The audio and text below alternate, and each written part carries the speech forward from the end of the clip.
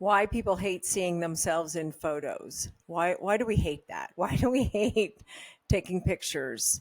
Um, there are so many times in my life that I can reflect back and I think of the gaps in years when I did not take photos of myself. And well, today we're going to talk about that. Hello, everyone. My name is Chris with Be Healthy, and welcome to photos, taking photos, why we have photos, and what does a photo tell us about ourselves? How we feel about ourselves.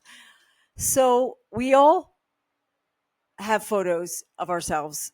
Throughout time. And of course, we are constantly on our cameras and we are constantly taking pictures and through events and graduations and parties and weddings. But to just snap a photo of yourself and step back and say, oh my God, I can't stand how I look. I hate how I look. There's a depression that is associated with a photo. We absolutely, it's a psychological bias. It's confirmation bias. And it basically, you see yourself, you hate what you see. And it's strange as it sounds, it's a thing. We judge ourselves probably harder than anybody does. And this confirmation bias leads to poor decision making. And again, it's a thing. So if you are stuck in that place where a photo is going to determine, how you feel about yourself, then we're here today to change that. We want to change that. And no good comes out of it. So if you are thinking poorly about yourself for whatever reason, and I'm not talking about other psychological reasons, I'm talking about when you look at yourself and you say, I am fat, I am overweight, I am unhealthy, um, I look terrible in that picture, and not because of the way you looked at that moment. It's because of the way you look. I don't.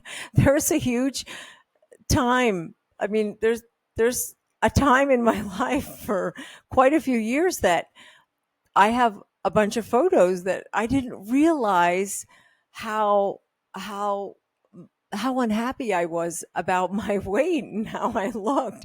I didn't think that the world saw me like that. I don't I I hate pictures. I hate pictures of that time in my life. But we all have that time. We may be in that time, and it took me a minute to come out of it. And I think it took me enough photos to be able to stand back and say, okay, Chris, enough is enough. There is absolutely no reason for this. And not only that, I thought I was healthy. And boy, was I kidding myself. So I think ultimately, once we have these photos and they are not defining us, then we are in a different place as far as health is concerned. So I didn't let these photos define me, even though when I look at them now. But it did come to a point when I have fat photos now. But at the time, they weren't fat photos to me. They were just photos of me. And so I didn't let it, alter my ego in any way. And was I healthy? I don't believe I was as healthy as I thought I was. And so that's what I want to work with today. Is there's a lot of people that won't take a photo, and um, they won't move past the photos, and it shouldn't be like that. You shouldn't be like that. So I want to read this young lady. She sent me a on our group messages. She sent me a message, and she said, I'm always shocked when I see myself in photos. I keep forgetting how fat I really am until I see myself in a picture. It's only when I see myself in a picture that I really get down on myself. How do I get started? I don't want to be like this anymore. So she basically, um, she sees herself, and she no longer wants to see herself like that. She wants to, whether she's healthy or not healthy, I don't know, but she wants to start. And the fact that she's acknowledging, okay, I don't like how I feel in these photos. I got to that point. Like I said, I went a few years where I didn't take photos of myself, but then when I started taking photos of myself, I didn't realize it that the photos were, you know, they were that. So, okay, so it's hard to see ourselves um, in a picture. It hurts. It hurts my heart. It hurts my heart for me, for my pictures, and I'm sure other people are the same.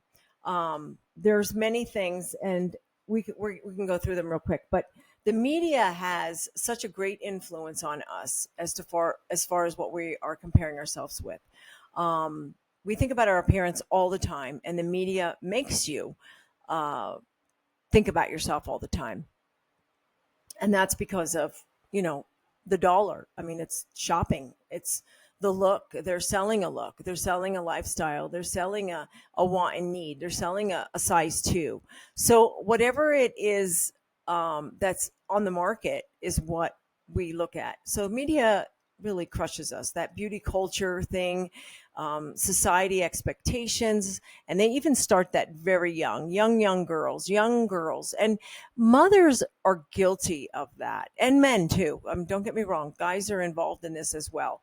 Um, but women will start very young, you know, putting lipstick and makeup on their daughters and stuff like that. And they fuss over themselves getting ready, and their daughter's watching them. And it's like, okay, I want to be like you, mommy. Oh, you do? And then they do their hair and they fuss and they want this pretty little princess, but they don't want anybody looking at her, and they don't want anybody wanting her, and she's just a kid. And yet she needs to be a kid. It's too early. I see girls in the stores and they can't be any more than 9 years old, 8 years old, and they're face full of makeup, purses, high heels, all kinds of stuff. And I don't think it's okay. I don't think it's okay. But I mean, I grew up, I wasn't even thinking of that when I was 9 years old. So we've come a long way, and not necessarily in a good way. Um, but beauty and culture and all that society has for us is what is we are presented with, and that is what we feel we need to be like. Um, we all go through a comparison phase. Families will compare each other. You can be compared to even a cousin. Maybe your cousin's in a beauty pageant, and that's just the way she went, and you did not. So you're always in a comparison state, and that sometimes, I don't know. I mean, you never grow out of it. You never grow out of it, because if you compare yourself as a child, you're going to compare yourself as an adult. So I don't know. Sometimes it can go one way, and then, you know, you can become an adult and drop all that. But most of the time, you cannot, because dealing with perfection is hard when you're an adolescent. And right now, I'm talking to adults. So basically, you're an adult and you hate your pictures, but all these other things still come into play as an adult, because you still go back to that thought of being a child and maybe being overweight. And a lot of us that are overweight as adults were overweight as children. And, you know, that's how it started. Fear of judgment. In a photo, we won't take photos because we're afraid of being judged. I mean, we not only judge ourselves, we're our greatest critic, but, you know, we don't want other people judging us. Fear of rejection and social acceptance, past encounters of mocking, again, the comparison, mocking, shaming, and previous negative encounters. And then, you know, now negative encounters. You could live with somebody that every time you get into a fight, they call you a fat, you know. Um, and people mock you on the street, or you're standing in line and, you know, you're walking across the parking lot and you're in somebody's way, and they'll say, get out of my way, you know, fatty. And, you know, we've all been there. So, you know, all of a sudden you just come to this realization that the whole world perceives you as being overweight. So that's ugly. I mean, that's ugly to feel that way. But is it necessary that you have to be overweight? And then being overweight, are you healthy? So do we want to go after being healthy first and then the weight, or do we want to go after the weight so that we can become healthy? I think in conjunction, I think they run neck and neck. I think they're equal. Um, these are flaws that society has, you know, stated. And we go again, like I said, childhood to an adult, and it's important that people feel comfortable in their skin. So in the beginning, of course, I'm giggling about my photo. I still giggle about my photos because I don't want to look at them. And I had bariatric surgery in 2015. So I think when I did not grow up as a heavy child. I did when I was 9, 10, 11, and 12. And then when I became a teenager, it all came off of me. And I was always not skinny, but I was always thin. I had sisters that were skinnier than me, but I was thin. I was not, fat in my adult life, being married, having my son, and going on in life. And I gained the weight uh, probably around when I was 40-ish. And I started to go through, changes and just being a spoiled American and enjoy, vacationing and spending time in restaurants and eating out a lot and, you know, entertaining. And you just put on weight.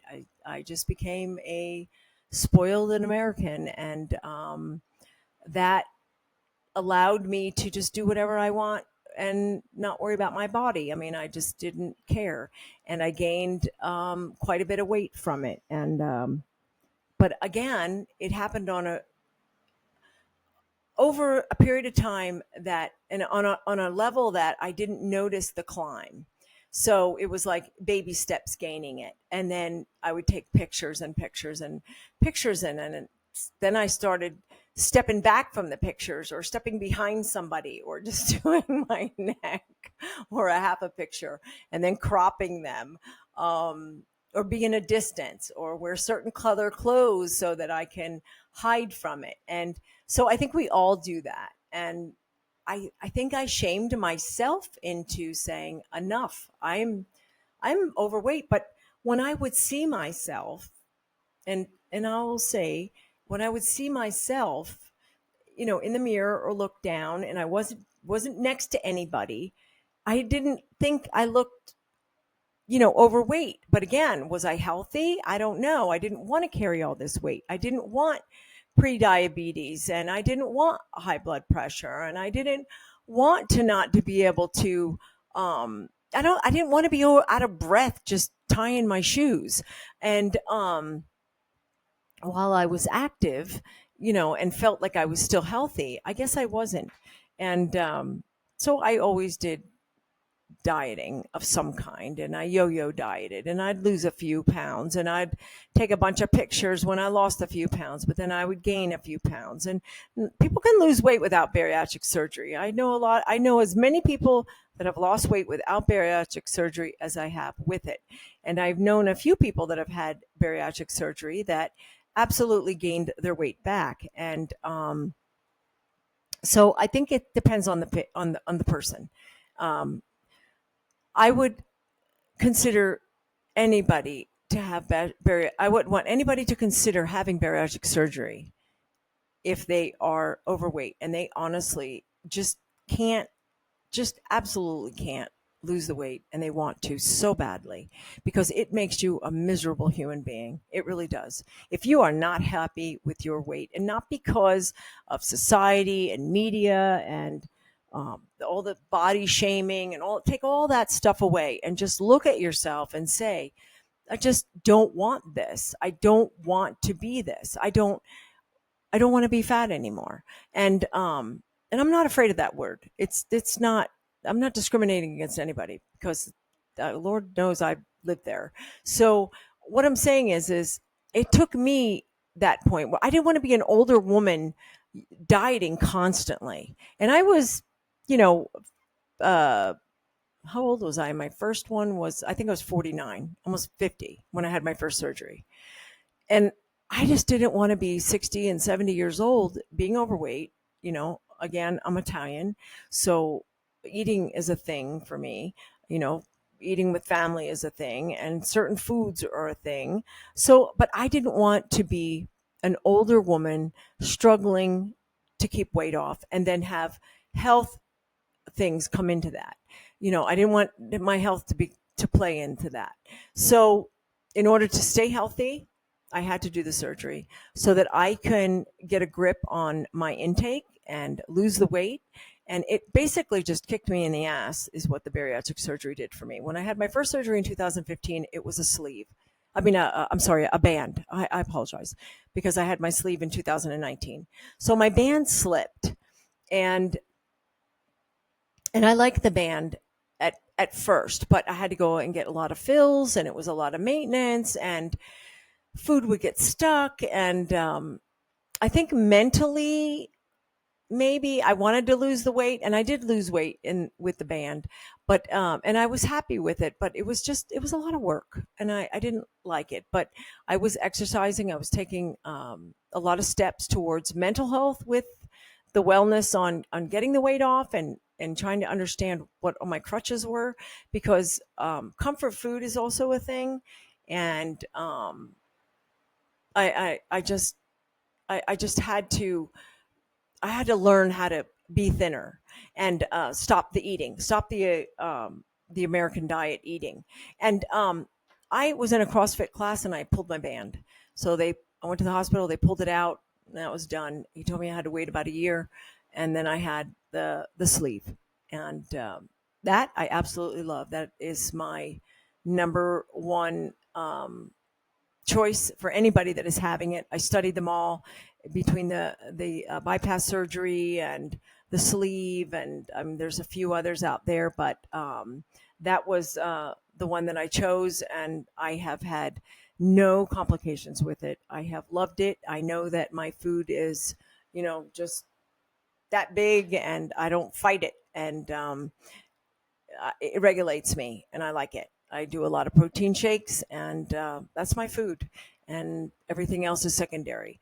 So, when do you get started? How do you get started? So, as far as the photos go, if you need photos to put you over the edge and say, you know what, this isn't what I'm going to do, then pull those photos out, and let's get started, because fat shaming isn't going to push you into it with people calling you names and stuff like that. So don't make sure when you're losing the weight, you do it for your own reasons. Nobody ever fat shamed me. Nobody ever called me names. My husband at the time, he never said anything negative to me. And, if anything, he was the opposite, which probably was wrong there. Don't tell me I don't look fat in these jeans when I do. I want to hear the truth.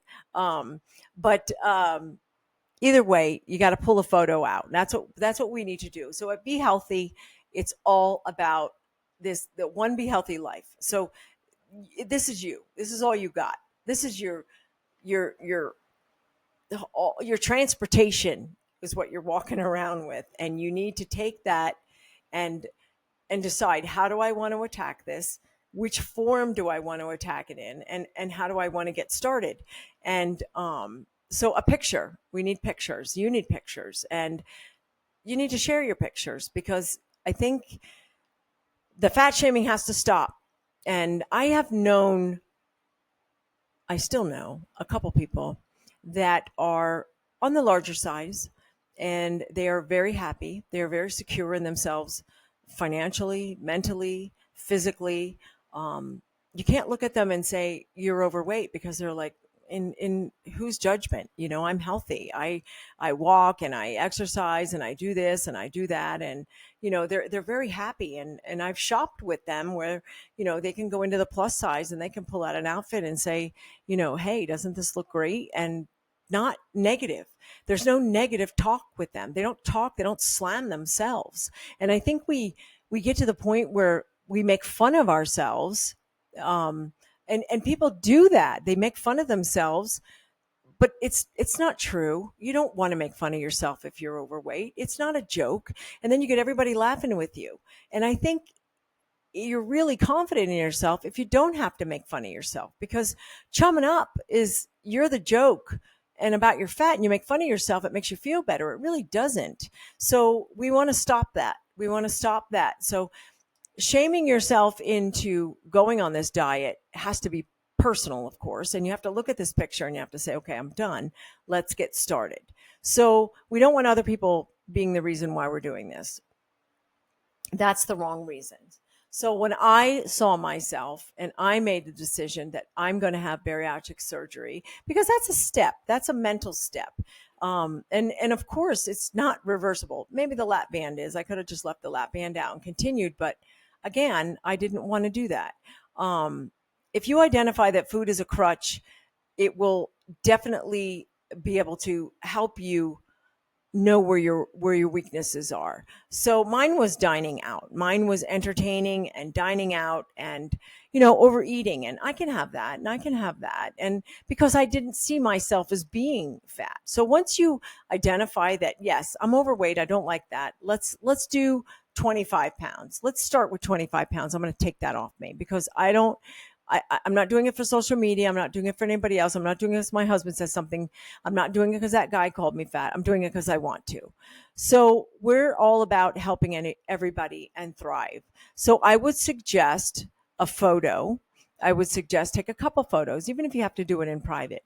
I would suggest writing down a couple things about yourself that you absolutely hate, that you feel that you do or whatever. I know that comfort food, I used to grab comfort food all the time. And it wasn't that I had to eat a whole pizza or, whatever, but I would eat the wrong things and I would eat more than I should have. So instead of eating a half a sandwich, and I'm talking about, a sandwich, a Subway or something like that, I would eat the whole thing. So, and I did that when I would be stressing or upset. Why not? I'm already fat. And so I think if you just write down a couple things that you dislike about yourself, then you'll remember that you wrote them next time you reach for them. And I don't care for that. I don't like seeing things that I'm weak at. So this helps you um, check off those weaknesses. You want to know your weaknesses because the only way you're going to find your strength is when you know your weaknesses. It's like knowing who your enemies are. Um, so let's see. We want to start with making realistic goals. Goal setting is essential. And I like a long term goal, but one. So I want to lose like 65 pounds. That was my goal. But I didn't have an end to it or when I was going to get there. It was just a goal I want to have. Or, I want to do it within 6 months. So I would make 30-day goals or 5-day goals. I like 5-day goals for certain things and I like 30-day goals. I don't know why. If you start goals that you can conquer one, then you have a win in your a feather in your cap, and you want a lot of feathers to help you take that next step. So let's do that. Let's do small goals. You can do journaling. Journaling helps keep us focused. Keeping track of our daily workouts and our food intake and what we're going to do absolutely keeps us accountable for our own actions. So if you want to challenge yourself for 30 days, I mean, Be Healthy, we have a 30-day diet journal, and I wrote it. I wrote it because I created a journal of my own through different pages and notebooks and different things through my journey of losing the weight. And when I was losing it, I needed to be accountable. So I would write down my weights and what I ate the day before, and I could see where I screwed up and where I did well and how many times I worked out. And, when you got it right in your face and you said, geez, last week I only worked out 2 days, there's something, and I only lost 1.1 pound. But then you have days where you worked out, every single day and you took an extra hike in there and you lost 3.5 pounds. So, I mean, I think you need to be accountable. And if it's not the Be Healthy journal, it's a Be Healthy, a 30-day diet journal. It will definitely be a tool. If not that, make your own. You have to take some photos. You're going to have to take some photos. You don't have to share the photos, but take the photos and don't put them in your phone. Print them. You need to print them. You need to have them in your face. Put them in your journal. Put them in your notebook. Put it someplace you want. If you don't mind, if you live alone and you don't mind putting it on your refrigerator, do that. Age is a factor on this. So think about it, because the older you get and you start going through changes and doing different things and just life, it gets harder and harder to drop that weight. And you could starve yourself for 2 days when you were a kid and you'd lose 7 pounds. Yeah, I remember that. But now, I'm 61. I have to be healthy. and I have to keep the weight at a good, not gaining weight. I have to keep a good weight. Um, and I have to keep strong, and your body will get weaker, with weight on it. So, as you get older, you have to get a grip on that shit now, is what I'm saying. You have to get a grip on it now. If you are overweight and you do not want to have surgery, then find a program. Join Jenny Craig, Weight Watchers, any of those. Get a support group, get a buddy system, get your husband on board, get kids on board. Fat parents make fat kids. I mean, that's a fact. You're unhealthy, your kids are going to be unhealthy. How can they not? You're not going to come home with McDonald's and chomp that up and make salads for the kids, or get up in the morning and make yourself bacon and eggs and make a protein smoothie for your 16-year-old. It ain't going to happen. Everybody's getting bacon and eggs. So if you're unhealthy, they're unhealthy. So if you want to break that curse and that break that and teach those kids to eat, do it now. Do it for the family. Do it for you. Do it for everyone involved that you love, that's in your circle. So the buddy system, getting your family involved, make a goal, run a marathon, do a 5K.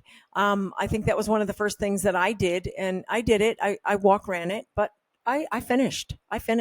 But it was still a goal.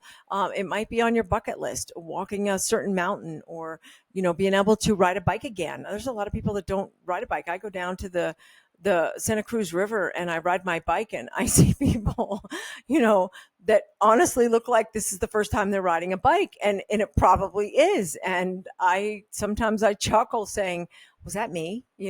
I don't know. I rode a bike when I was a kid, but I didn't really start riding a bike until I was an adult, and I absolutely love it.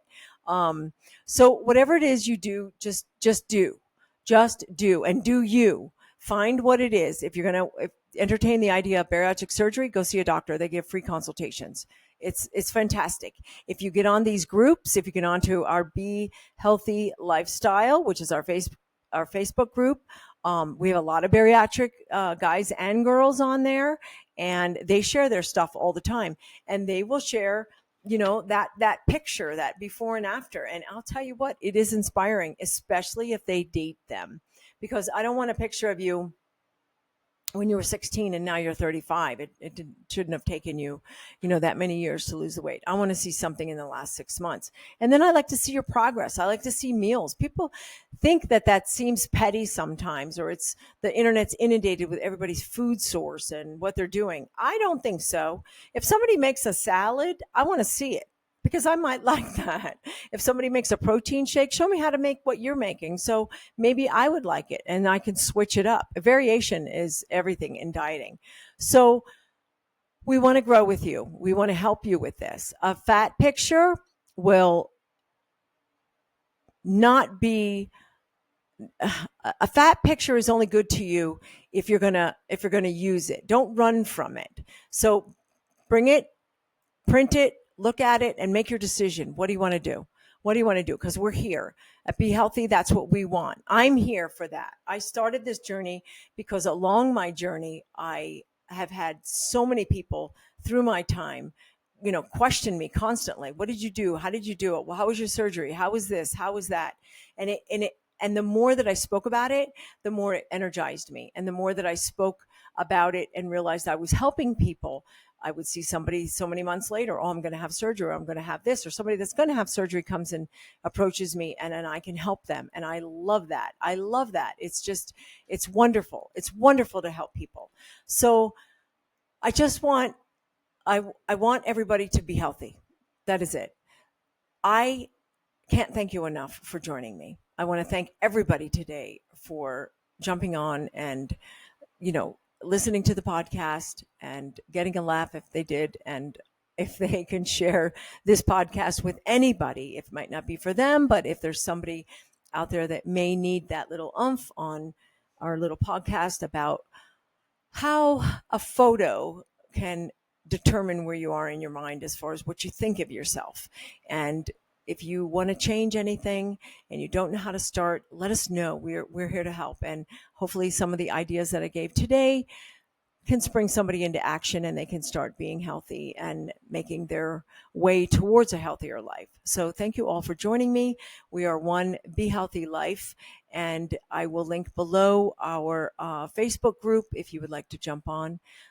If anybody has any suggestions on any future podcasts, I would love to hear it. If you would like to be a guest, I have a few people that have reached out to me that would like to come on as a guest. So I'm excited to implement that in the next couple weeks. So if you have any suggestions or would like to share anything with us, please jump on and let me know. I am excited. One Be Healthy Life, and I wish you all a great rest of your day, and I thank you.